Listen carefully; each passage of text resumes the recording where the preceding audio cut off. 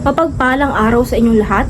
Ako si Yasmin Naira Almusura mula sa BSED Social Studies 1-1. At narito ako ngayon sa inyong harapan upang ibahagi ang aking piyesang pinamagatang Babaeng Bumabiyahe. Oh, sakay na! Psst, tada! Hoy bata! Dali sakay na dahil mabiyahe na tayo papunta sa lugar kung saan maraming pangarap na naiwan. Araw-araw, biyahe agad. Kahit kumukulo ang sikmura, sapat na ang kapit tinapay kasi yun lang ang mura. Mas mainam kesa kumain ng basura, di ba? Huwag nang mag-inarte at lungkot ay ibura. Dahil sa buhay mahirap, lunok lahat pati dura. Sahod, mas mabilis pa sa alas 4. Parang alikabok sa hangin eh. Lipad agad bago ko man makadaupang palad. Pero sige lang, kahit pagod tuloy pa rin. Dahil may anak akong kailangang buhayin. Sa unang hintuan, may mga batang naglalaro dyan. Hindi sa paaralan kundi sa lansangan. Hindi rin bag o lapis ang dala, kundi karton at lata. Kumukulo na ang tiyan, hindi ang kaisipan. Isa walang bahala muna ang kaalaman, basta't mapunan ang kagutuman. Mga batang hindi pa alam ang a, e, i, o, u. Pero sanay nang magdasal na bukas sana'y may magbago. Hindi nakasanayan ang ma, anong ulam, kundi sir, pangkain lang. Sunod na ruta, sinong bababa? Malamang wala. Sapagkat sa bansang ito, ang kabataan ay nanlilimos ng kinabukasan. Pagliko ng jeep, naroon sa kanto ang mga katulad kong babae. Ngunit sa ibang ruta sila papunta. Terminal na kanilang pinapasukan ay iba, sapagkat doon, sa langit ang direksyon ng kanilang biyahe. Mabigat malamang ang kanilang bagahe pero wala tayong magagawa eh. Mas mainam pang masabihan ni nanay ng salbahe!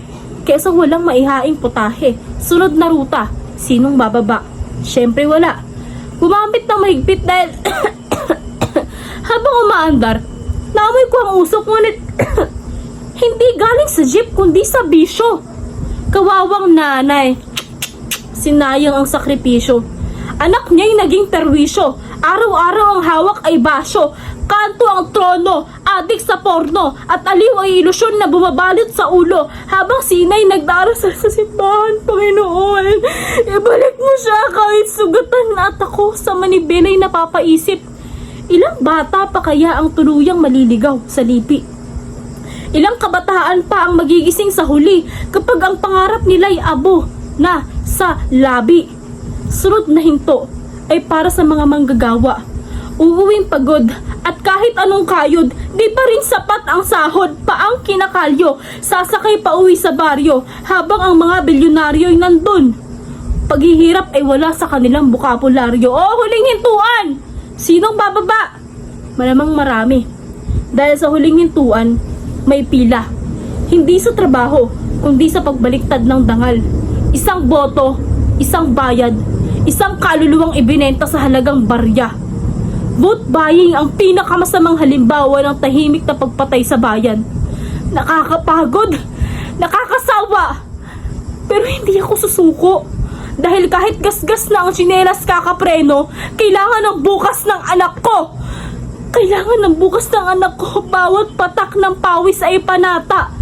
Na balang araw, puputi rin ang biyahe ng ating lipunan. Sunod na ruta, sinong bababa? Wala. Pero may mga sumasampa.